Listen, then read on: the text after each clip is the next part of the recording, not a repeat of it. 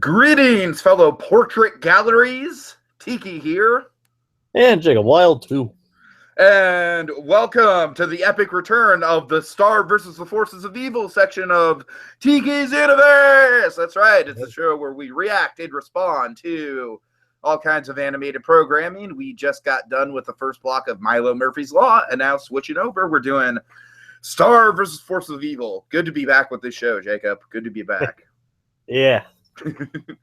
I mean, I've really liked covering Milo Murphy's Law so far. I've liked what I've seen from that show. Definitely a strong first few episodes, but oh my God, Star vs. Forces of Evil, I forgot how much is going on and how much I like these characters and everything. So, it's good to be back. Yeah, especially for an episode like this. I like the second episode this week well enough. I definitely think it's a good character development episode more than anything else, and I think that's it's one of the things the show does pretty well is like the first episode will usually be a more star-centric kind of plot-heavy episode.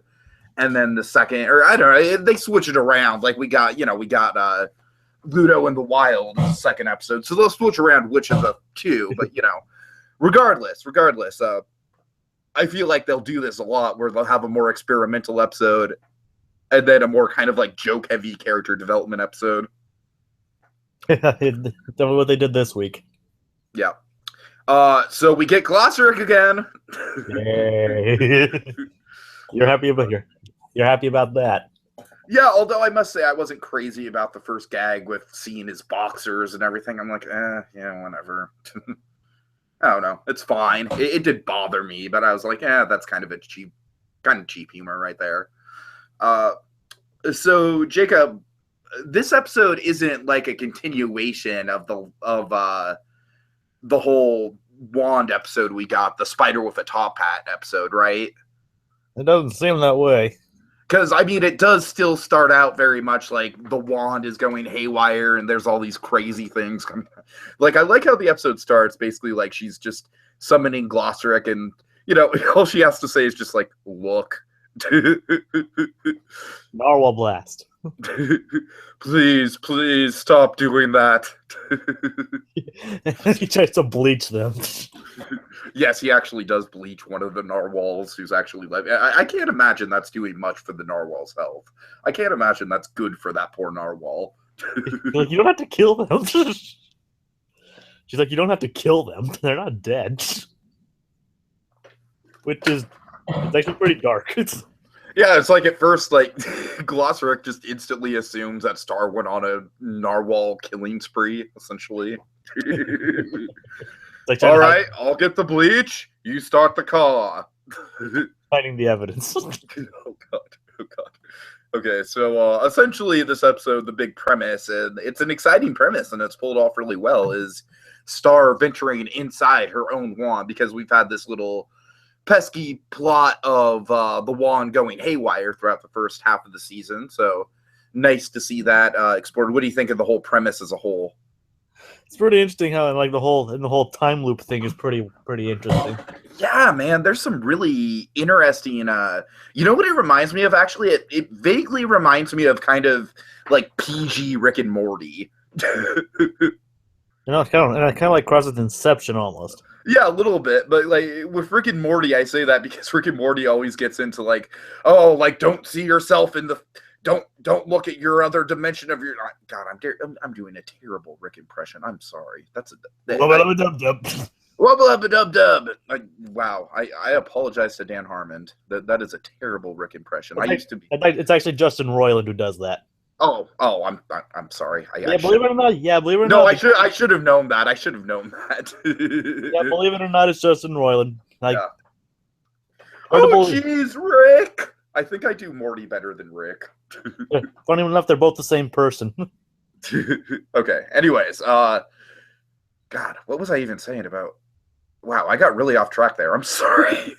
Just comparing the Wand universe to kind of like a Rick and Morty episode where Rick and Morty, it's like, especially with the concept of Star running into herself and then creating like multiple dimensions of herself. And then early on, we get Glossaric, like, Star talks to Marco and then Glossaric kind of gets separated from Star.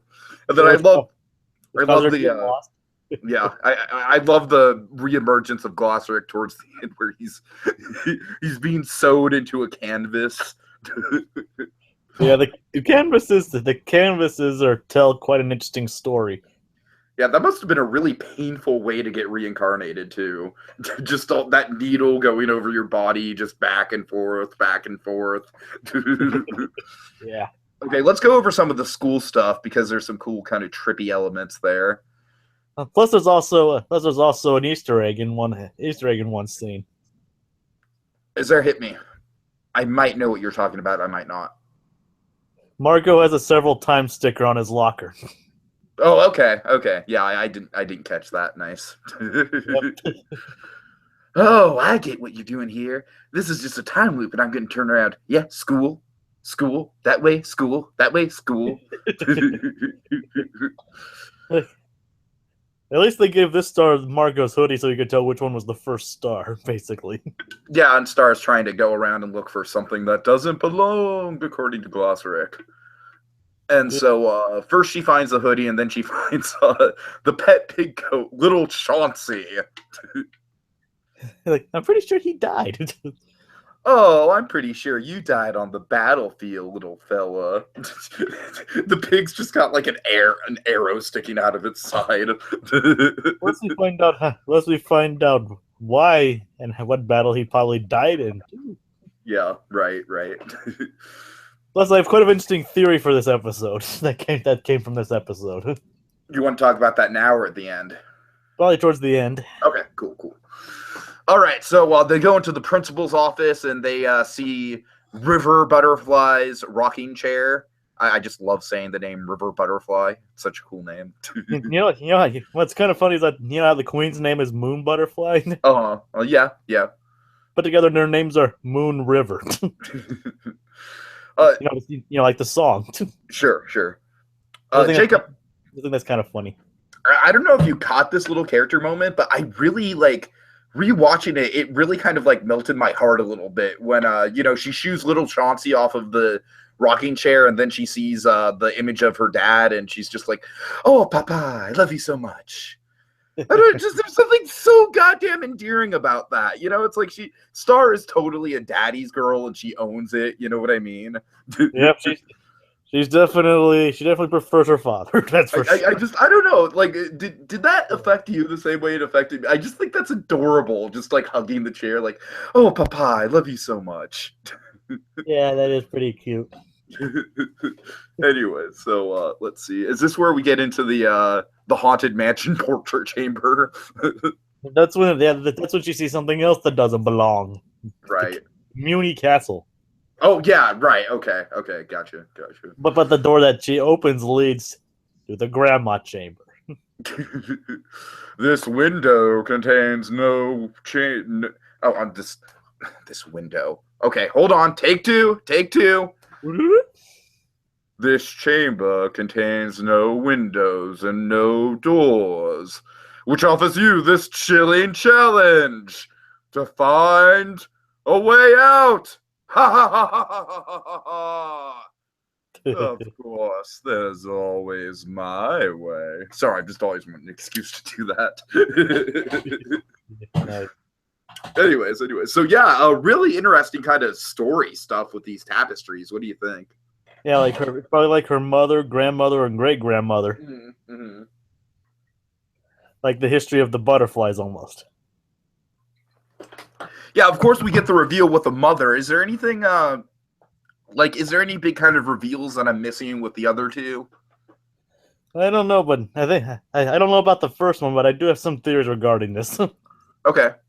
Well, let's get to the big reveal in that Star's mother fought Toffee, which is basically the first time we even mention Toffee in this season, which is really exciting.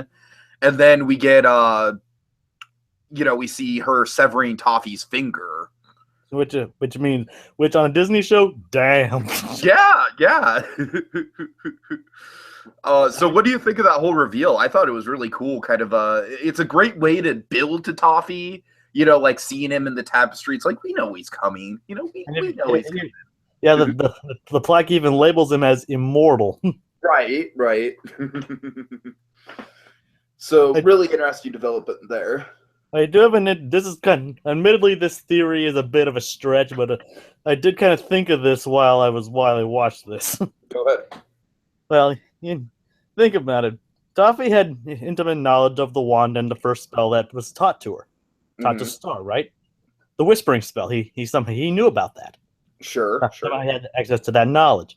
He fought Queen Butterfly in the past.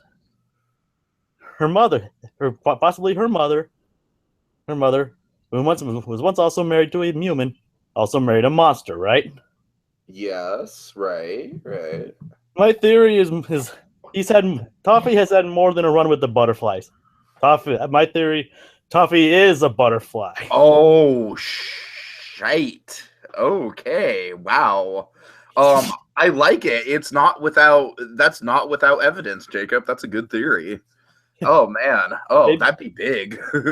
Because if you look at this, it does show like remember the middle one. It does say she was married to a human, but then married a monster. That's true, and that'd be great if like Star, at first glance, she's like, "All right, you go, girl." And it's like, no, she actually married Toffee, who's kind of like your mortal enemy. That's not good at all. What I'm saying is like maybe Toffee is the result of the marriage to that monster. Sure, yeah, absolutely. like Toffee is her half uncle or something. And that'd also be an interesting development because think about it, like Ludo is going after the butterflies, like specifically after the butterflies. So if Toffee himself is a butterfly, my God, yeah, that would mean Toffee could technically be like fighting on Star and Marco's side come the end of the season if it comes down to that. That'd be a great development. But remember, he's also a victim of their magic and wants them eliminated, it seems. Okay, fair point. It's been a while since I've seen a Toffee episode. I'm sorry. But someone kind of pointed out at the end, like, I mean, first of all, look at the epic image of Star's mother blasting off his finger. Sure. Damn. But it looks like they pointed out that the skulls he's wearing on him have marks on them, like either diamonds or hearts or stuff like that. Uh-huh.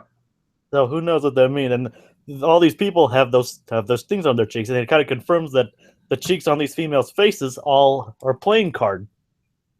Oh yeah, I see what you're saying. Sure, right. So it's probably passed down the like it's like it passes down from the generations. Yeah, interesting. We still have to see why Miss Haynes has one though too. That's true. So maybe she's a distant relation as well. Craziness. It's like Star Wars. Everyone's related to everyone. Okay, let's see. That's just a very far off theory that might not even come true or even hold any water. But it's just, I mean, he at least has some connection to them beyond just knowing about their spells. Right. Okay, so this is where we get Glosser coming back in with the being sewn onto the tapestry. And then I like how he freaks out right away, like, Star, have you encountered yourself in the wand? Yes. Oh, we have to get out of here. That's not good at all. We have to leave right now. Go through my eyeball, Star. Yes, that's right. That's what I just said. Yeah, and then we figure that we find Toffee's finger in her memory inside the wand. What do you think honestly, I mean, this is one I don't have anything for. What do you think his finger is doing in there? Yeah, it's a good question, right? I mean, I don't really have any good explanation for it myself, to tell you the truth. And why did Queen Butterfly why did she cut off his finger? I mean, I must assume that's all stuff, maybe we're going to see a flashback. Who knows? It's intriguing, though. Well, it explains why he's missing that one finger on his hand. Of course, yeah. It looked like he was some kind of warrior or something. Like, if you notice, some of the other monsters down below kind of look like him in a way, almost. Okay, let me give it like just a very shot in the dark guess as to why the finger's in the wand. I'm just gonna go ahead and guess that the whole finding the thing that doesn't belong is part of like a ritual of going into the wand, And so each time a butterfly goes into their wand, they have to find something that's from basically the person that's the next one down in their generation. So like Star has to find something that was connected to her mother. You get what I'm saying here? Yeah, I understand, but I understand what you're saying. I mean, that makes about as much sense as what I said. Right. Just throwing stuff out there. I mean, apparently, from what I read earlier, other people are trying to making the same connections I did about them being somehow connected more than just being enemies. Mm-hmm. We'll see. Okay. I mean, the episode definitely gives that implication. Right. But it ends with Mario, with Star somehow managing to get that wand, like going against all the other stars. Yeah, it's a really effective sequence, I think. All the, they're just like, oh, it's a thing that doesn't belong. It's a thing that doesn't belong. Ooh, I want it. I just wonder what would happen if the other stars didn't exactly got those. I wonder what happened if the other stars got that. Okay, the reason why I bring up Rick and Morty in particular is that there's the plot twist in Rick and Morty where basically they go into essentially another dimension. And I was almost half thinking that the star that we've been following since the beginning of the show was going to vanish in this episode. And then from this point on, we were going to be following like one of these weird mirror dimensions of Star who had merged into the real Star. And that's some Rick and Morty type shit right there. Well, it could happen. We'll just have to wait and see. Right. Like I said, it's like PG Rick and Morty. Why 7 Rick and Morty? Yeah, right. Sure, exactly. Anyways. Ooh, okay, so Glossaric, he just basically teleports Star out, through his eyeball. And what do you think of that last image of the tear duct of the eye, the giant eye coming up and then Star coming out of the tear duct or something? It's very very vivid. The show does some very strange bodily humor. Exactly. I don't even count that this is bodily humor necessarily. I just think it's like weird imagery. I mean, it is bodily, but I don't even really think it's. You're right. It's maybe humor. I'm nitpicking. I mean, teleportation through eyeball.